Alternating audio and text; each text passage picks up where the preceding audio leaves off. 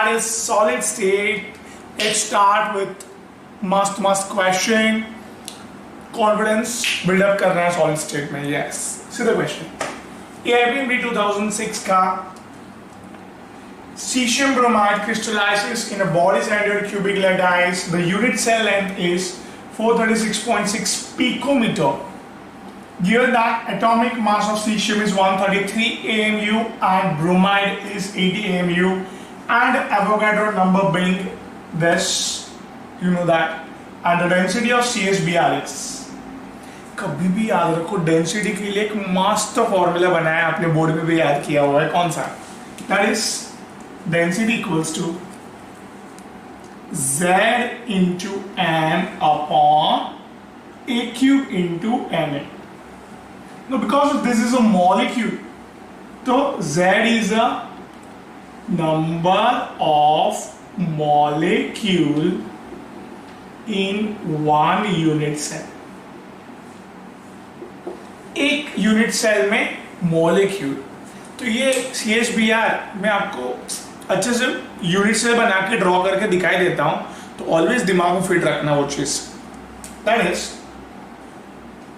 CSBr का arrangement always एकदम simple है. आप बरोबर दिमाग में फिट करोगे तो याद रहेगा. दैट इज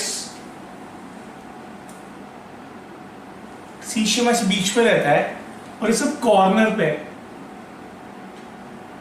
सारे कॉर्नर पे ये आपके ब्रोमाइड आयंस रहते हैं. सो एक सीशियम है पूरा और there are 8 corners unit cell के into 1 by 8 bromide ions. So altogether 1 bromide ions. So एक bromide ion है total 1 और एक cesium. So can I say that 1 CSBr, 1 CS 1 Br, 1 CSBr, तो 1 molecule is there. ठीक है ना, ये दोनों मिलके एक मॉलिक्यूल बना. तो एक यूनिट सेल में एक मॉलिक्यूल है. प्लीज डोंट फॉरगेट, यही मिस्टेक करते हैं सब लोग. CSCl, CSBr कुछ भी आ जाए, please you right 1 molecule. You know the arrangement अभी. हाँ, मास 1 molecule का मास, तो CS का mass plus Br. CS mass is 133, Br mass is 80, so it's a 133 plus 80. ठीक है. AQ, edge of unit cell. A is edge of unit cell. So edge, yes, we got edge length is 436.6 picometer. And you know the unit में centimetre है. So picometre को centimetre में convert बता देता हूँ. 1 picometre equals to 10 raised to -12 metre, और metre मतलब 10 raised to 2 centimetre, 100 centimetre, right, 1 metre. So 10 raised to -12 into 10 raised to 2, that is 10 raised to -10 centimetre. तो always guys very simple, picometre को centimetre में convert करना है, 10 raised to -10 centimetre में convert कर ही देने का, simple. And this n is Avogadro number 6.022 into 10 raised to 23. Next time to do the calculation. Maths powerful करना है, मैथ्स आएगा तो आराम से हम जीत सकते हैं. सिंपल, ये चैप्टर इज मैथ्स एबिलिटी. सो इस एडिशन फटाक से 3 8 3 11 1 2. Now that is very simple. See, इसको 10 raised to -30 को बाहर ले रहा हूं मैं. This is 23, fine. This is 6.022.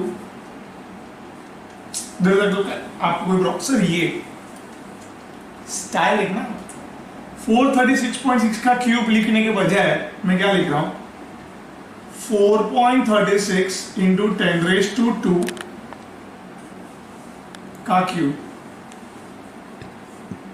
ठीक है, बिकॉज 4 का क्यूब करने मुझे जमेगा ना. 436 का क्यूब कैसे करूंगा मैं? तो यार फटाक से बाहर निकालो ना इसको, 10 raised to 6 को.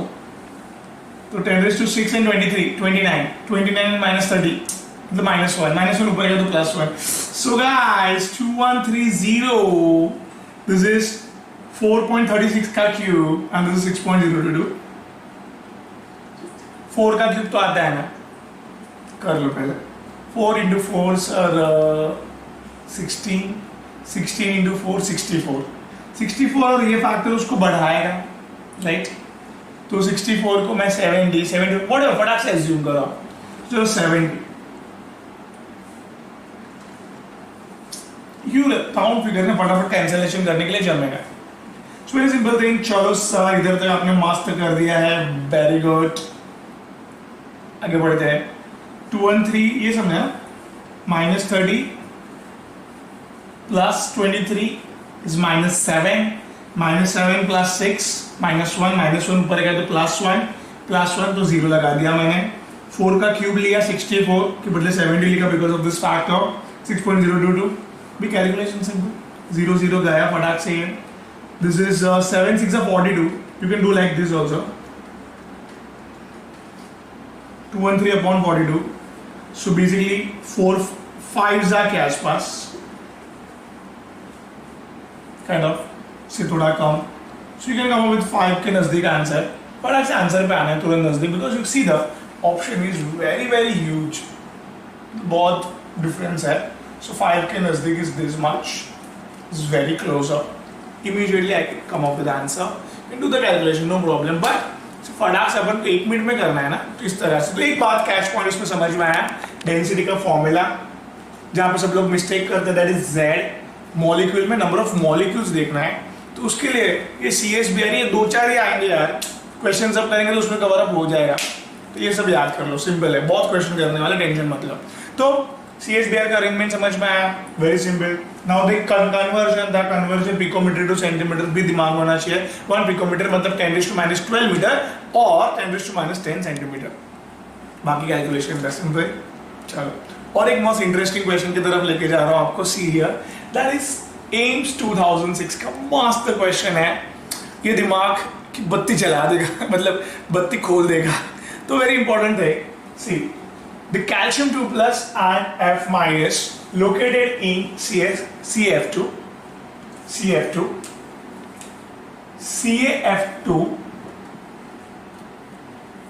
crystals respectively at face centered cubic lattice point and in. तो भाई CaF2 का अरेंजमेंट क्या सिंपल है. ये घिसे बड़े क्वेश्चन आते रहते हैं, तो अरेंजमेंट दिमाग में फिट कर लो, एकदम इजी है. सी पहले तो आपको ये फेस सेंटर क्यूबिक तो पता है ना, कि याद दिलाऊं, ठीक है. तो ये आपका सिंपल लैटिस, जहां पे एटम्स फेसिस प्लस कॉर्नर्स पे है. The lattice point here is, अरे यार लैटिस पॉइंट मतलब जहां पे बड़े बड़े एटम्स आते हैं, वो उस एटम्स की जगह लैटिस पॉइंट. तो वेरी इंपॉर्टेंट है, कहां पे आ रहे हैं एटम्स. तो लेट मी ड्रॉ प्रॉपर्ली. ये हाफ एटम आया, ये हाफ एटम ना, ये फेस है ना, एक फेस है ना, फेस पे हाफ एटम. सर ये और एक हाफ एटम ये वाले फेस पे, सर और एक ये हाफ एटम ये वाले फेस पे. सो देयर आर 6 फेसेस, हर एक फेस पे हाफ एटम. ये फेस की बात होगी, ठीक है. Now the corners also, corner पे भी एटम्स है, राइट. यार बोर्ड में पढ़ा है आपने, सब याद है आपको. तो ये कॉर्नर, सारे कॉर्नर्स पे भी अभी आगे वाले में भी देखा, देयर आर 8 कॉर्नर्स और हर एक पे कितना आ सकता है बेटा. यस 1/8. सो टोटल कितने एटम्स हुए. तो हियर सर ये 1, this is 3 and this 1, so 4 lattice point पे. प्लीज आप कैल्शियम को रखिए, बहुत बड़ा है, तो बड़ी बड़ी जगह उसको दे देता है. कभी भी याद होगा CaF2 के अरेंजमेंट में क्या होगा, याद रहेगा. So very simple. So 4 calcium ion fit कर दिए हमने सारे लैटिस पॉइंट में, ठीक है. तो फ्लोरीन के लिए बताता हूँ. अभी ये एक मैं ना ये बॉडी डायगोनल ड्रॉ कर रहा हूँ. दिस माय बॉडी डायगोनल, इधर से इधर भी आप देख रहे हो. इधर एक ये सब एटम्स के बीच में जगह खाली रह गई है. ये जो जगह खाली रहती है उसको वॉइड्स बोलते हैं. तो ये छोटी सी जगह जो खाली रह गई है, सिमिलरली इधर भी सब एटम्स के बीच में जगह खाली होगी आगे की तरफ, इसको वॉइड्स बोलते हैं, बेसिकली टेट्राहेड्रल वॉइड्स बोलते हैं, टेट्राहेड्रल वॉइड्स। अच्छे से मैं ड्रॉ करके बताता हूं आपको।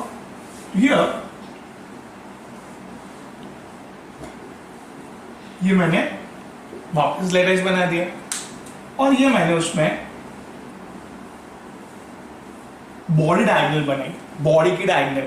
ये बॉडी डायगोनल में कभी भी ये देखा आगे के साइड और ये पीछे के साइड टेट्राहेड्रल वॉइड्स बना देते हैं। हाँ, there are 4 body diagonals, fine, 4 बना देता हूं मैं ऐसे, पीछे के साइड, आगे के साइड और एक बॉडी डायगोनल, सर ये पीछे के साइड, आगे के साइड और एक body diagonal. So there are 4 body diagonals, हर एक बॉडी डायगोनल्स पे 2-2 टेट्राहेड्रल वॉइड्स रहते हैं, छोटी छोटी जगह टेट्राहेड्रल वॉइड्स जो 4 से घिरा होता है, 4 एटम्स के बीच में छोटी सी जगह is called as tetrahedral voids. So there are in one FCC 8 tetrahedral voids. Let me write properly. So 4 body diagonal, total 8 tetrahedral voids. जो 4 एटम्स के बीच में घिरे उसको टेट्राहेड्रल वॉइड्स बोलते हैं। 4 बॉडी डायगोनल्स, 8 टेट्राहेड्रल वॉइड इन 1 FCC। एक FCC के अंदर 8 टेट्राहेड्रल वॉइड्स होते हैं गाइस। तो एक चीज नोट की आपने, CF2 एक कैल्शियम के साथ 2 फ्लोरीन, और आपने अभी भी देखो 4 कैल्शियम डाल दिए। तो आपने अगर 4 कैल्शियम डाले हैं तो maintain the stoichiometry coefficient, stoichiometry 1:2 है ना, तो आपको फ्लोरीन कितने डालने पड़ेंगे, राइट? तो ये एक मॉलिक्यूल हो गया। अगर आपने 4 कैल्शियम और 8 फ्लोरीन मतलब 4 मॉलिक्यूल्स डाल दिए बेटा आपने, 4 मॉलिक्यूल्स ऑफ CF2 डाल दिया आपने बेटा। So very important thing, 4 calcium feed कर दिए तो 8 फ्लोरीन की जगह कैल्शियम, यही तो है, 8 ऑक्यूपाई कर लो, सारे टेट्राहेड्रल वॉइड्स ऑक्यूपाई कर लो, सब फ्लोरीन रहेंगे अंदर, इधर सब बाजू फ्लोरीन, छोटे छोटे यू नो फ्लोरीन कितने छोटे छोटे होते हैं। तो ये हमारे सारे 8 जगह पे फ्लोराडाइंस है। Let me mark here all tetrahedral voids.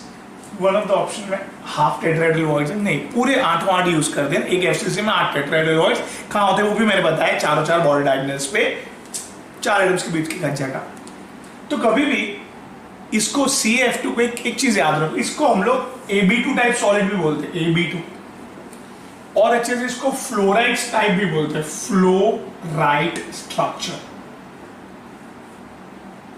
Please remember simple, ये A जो बड़ा है उसको बड़ी बड़ी जगह दे दिया अपन ने, सारे लेटाइस पॉइंट दे दिया अपन ने, और 4 फीट हो जाते हैं आराम से, राइट? याद रखो ना, अभी ये P2 डबल 8 फीट करने के लिए ये B को, fluorine here is playing a role of B, and उसको कहां पे डालते हैं, टेट्राहेड्रल वॉइड्स में, ठीक है? Fluoride structure is called as AB2 structure. Similarly इधर एक चीज मुझे बतानी है, चलो इतनी जगह काफी है। एंटी फ्लोराइड स्ट्रक्चर उल्टा, AB2 का उल्टा A2B, कभी भी याद रखना, simple.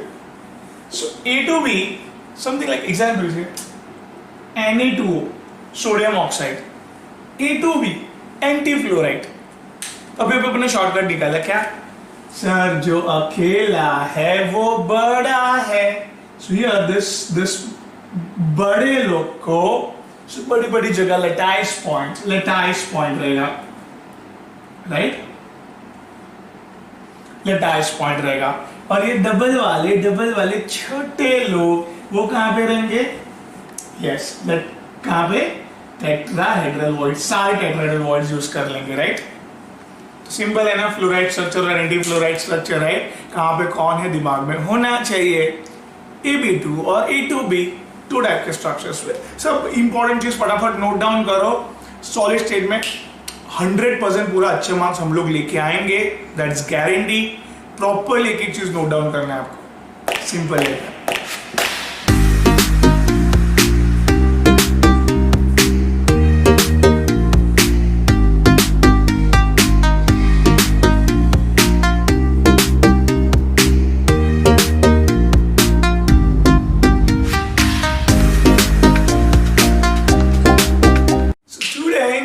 let's have much more questions. See here, AIPMT 2007, that is NaCl dropped with 10 raised to minus 4 mole percentage SrCl2.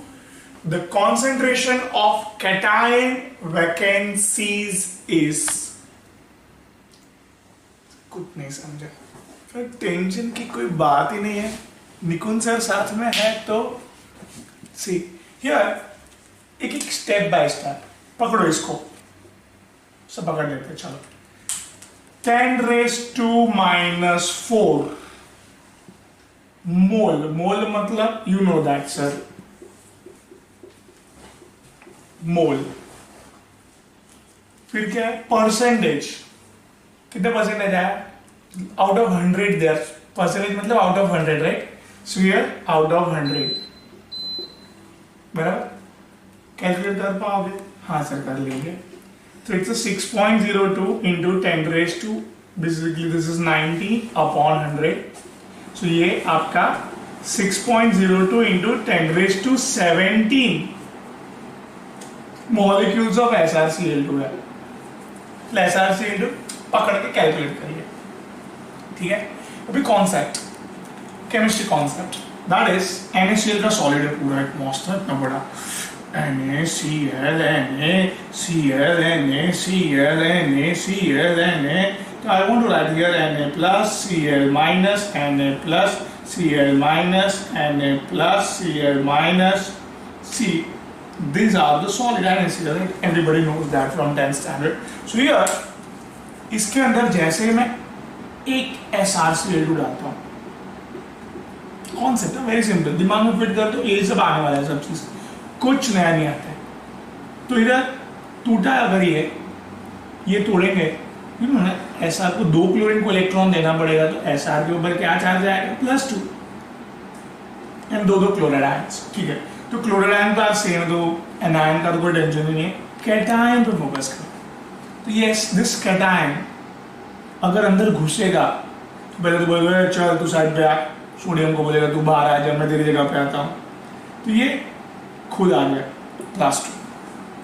अभी आपको पता है कि ये सॉलिड में चार्ज इम्बैलेंस हो गया सर, जो गया था वो Na+ था और आया है वो Sr+2 है, एक चार्ज बढ़ गया है सर, तो दैट्स व्हाई, तो चार्ज को कॉम्पेंसेट करने के लिए इसको चल भाई तू भी चले जा, अभी ये जाएगा तो चार्ज बैलेंस होगा, तो इसकी मजबूरी में जाना पड़ेगा इसको। तो हेंस एक अंदर आया Sr2+, स्ट्रोंशियम 2+, एक अंदर आया तो उसने एक वैकेंसी क्रिएट की। अगर कितने स्ट्रोंशियम 2+ अंदर आएंगे सर, एक स्ट्रोंशियम 2+ एक वैकेंसी करता है, तो इतने सारे स्ट्रोंशियम 2+, एक टूटेगा तो एक स्ट्रोंशियम 2+ डेवलप होता है ना, एक टूटा तो एक बनता है, तो इतने टूटेंगे अगर, तो कितने स्ट्रोंशियम 2+ बोलेंगे सर, इतने ही बनेंगे, उतनी एक स्ट्रोंशियम 2+ ने एक वैलेंसी डेवलप की है, तो इतनी स्ट्रोंशियम 2+ ने उतनी बस, राइट? एक ने एक वैकेंसी, तो इतने ने इतनी वैकेंसी, तो कितनी वैकेंसी डेवलप हुई सर, 17 वाला सर मिल गया, तो ही नहीं, एक एक को पकड़ा, कितना स्ट्रोंशियम तक गिन लिया, और ये इम्प्योरिटी डिफेक्ट का कॉन्सेप्ट लगा दिया मैंने, ये अंदर जाता है, इम्प्योरिटी अंदर आई ना, इट्स इम्प्योरिटी डिफेक्ट अंदर आया, ऑब्वियसली चार्ज बैलेंस करने के लिए कितनी वैकेंसी क्रिएट की, तो एक ने एक वैलेंसी क्रिएट की, दिस मच वैलेंसी क्रिएट की, ठीक है? ग्रेट, दिमाग में फिट करना है। यस, मस्त क्वेश्चन और एक, that is very simple, the fraction of total volume occupied by the atoms present in a simple cubic is, भाई सिंपल क्यूबिक तो पता है ना कैसे होता है, ठीक है? ड्रॉ करके बताऊं, अभी भी तो किया था क्या सर, सिंपल ऐसे सारे एटम्स कॉर्नर पे होते हैं ना, उसको सिंपल क्यूबिक बोलता है। तो क्या बोला है, fraction of total volume occupied by the atoms present in a simple cubic, मतलब उसको क्या चाहिए, एक फ्रैक्शन चाहिए by, that is occupied volume with the total volume, ठीक है? तो very important thing here, occupied volume से टोटल वॉल्यूम तो वी नो दैट क्यूब का वॉल्यूम मैथ्स पढ़ा है हमने, क्यूब का volume is a cube. And अभी बात हुई थी सर देयर आर 8 कॉर्नर्स, हर एक कॉर्नर पे 1/8 एटम्स, मतलब 1 एटम। एक एटम कैसे होता है? स्फीयरिकल होता है, मतलब एक एटम का वॉल्यूम कितना होगा? तो yes we know that sir 4/3 pi r cube, एक एटम का वॉल्यूम, राइट मैथ्स। तो can you have the a और आर का रिलेशन? A is h, this h and this is your radius, you know ना, दिस इज योर रेडियस, ये centre, ये आपका रेडियस, तो ये भी क्या हुआ? रेडियस हुआ। सिमिलरली ये centre, radius, radius, touching together. So can I say that this A edge equals to 2 times radius? Simple. Can I substitute here A equals to 2r? Yes, sir, you can. So here the 4/3 pi r cube equals to A को 2r से substitute करते हुए 2r का cube. Match करो, मैं ठीक है चलो मैं कर देता हूँ। So it's a 4/3 pi r cube into this is 8r cube. So it's cube gaya, sir. This is whoopee 5 pi by 6 is a fraction of volume occupied. This is occupied volume का fraction. Thanks. I would like to select this. And please remember, guys, this is multiplied by 100 करेंगे, so come up with 52.4% occupied. 52.4% occupied मतलब wastage, खाली जगह है ना, wastage is yes 47.6% is a wastage। कितना दिमाग में बैठ सकते हैं? ये किसकी बात हो गई? प्रिमिटिव की बात हो गई। वैसे चलो बीसीसी और एफसीसी का भी याद कर लो ना, तो टेंशन ही खत्म। क्वेश्चन आएगा तो वैसे फटाक से आप आंसर दे देना।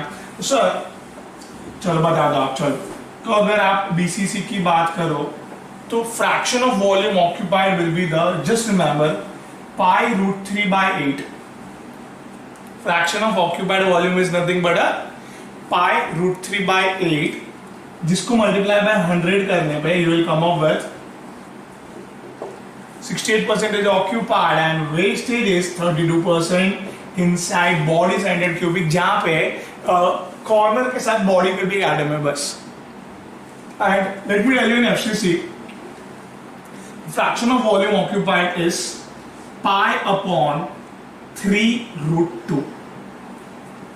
π/3√2 जितना occupied volume है, when you multiply it by 100, you will come up with 74% occupied, and obviously 100 में से 74 minus कर दो आप, तो 26% will be the wastage.